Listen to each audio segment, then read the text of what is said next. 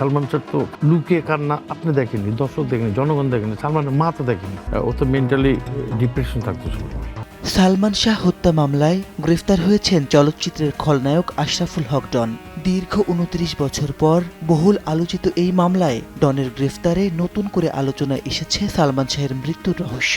এই ঘটনায় উচ্ছ্বাস প্রকাশ করেছেন সালমান শাহের মা নীলা চৌধুরী। তার দাবি, সালমানের মৃত্যুর সঙ্গে ওতপ্রোতভাবে জড়িত ছিলেন ডন। এমনকি মিশা সওদাগরকে ভিলেন হিসেবে প্রতিষ্ঠিত করতে চাওয়ায় সালমানের ওপর ক্ষুব্ধ ছিলেন বলে জানান তিনি। আকাশের ঠিকানায় চিঠি লিখো। ৯ আগস্ট বিমানবন্দর এলাকা থেকে ডন গ্রেফতারের খবরে উচ্ছ্বাস প্রকাশ করেছেন সালমান শাহর মা নীলা চৌধুরী। নিজের ছেলে আত্মহত্যা করেছে একথা কোনো দিন মেনে নিতে পারেননি তিনি। তাই প্রিয় পুত্রের মৃত্যুর পরপরই তিনি মামলা করেছিলেন। ডনের বিরুদ্ধে অভিযোগ ছিল তার বরাবরই।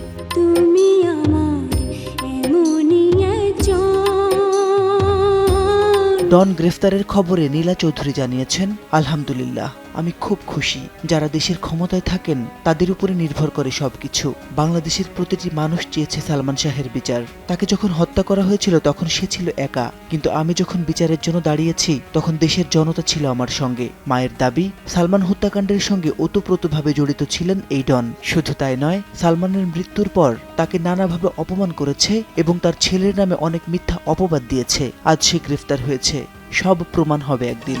তুমি মোর জীবনের ভাবনা, হৃদয়ে সুখী। ১৯৯৬ সালের ৬ সেপ্টেম্বর রাজধানীর নিউজ কার্টনের বাসায় রহস্যজনকভাবে মৃত্যু হয় জনপ্রিয় চিত্রনায়ক সালমান শাহের। ওই ঘটনায় তার বাবা প্রয়াত কমরুদ্দিন আহমেদ চৌধুরী অপমৃত্যুর মামলা করেন। পরে ১৯৯৭ সালের ১৪ জুলাই ছেলেকে হত্যা করা হয়েছে অভিযোগ করে মামলাটি হত্যা মামলা হিসেবে নেওয়ার আবেদন করেন তিনি। ওই বছরেই আদালতে দেয়া চূড়ান্ত প্রতিবেদনে সিআইডি সালমান শাহের মৃত্যুকে আত্মহত্যা বলে উল্লেখ করে। তবে সিআইডির প্রতিবেদন প্রত্যাখ্যান করে রিভিশন মামলা করেন সালমান শাহের বাবা। দীর্ঘ আইনি প্রক্রিয়ার পর ২০২৫ সালে এটিকে হত্যা মামলা হিসেবে গ্রহণের নির্দেশ দেন আদালত।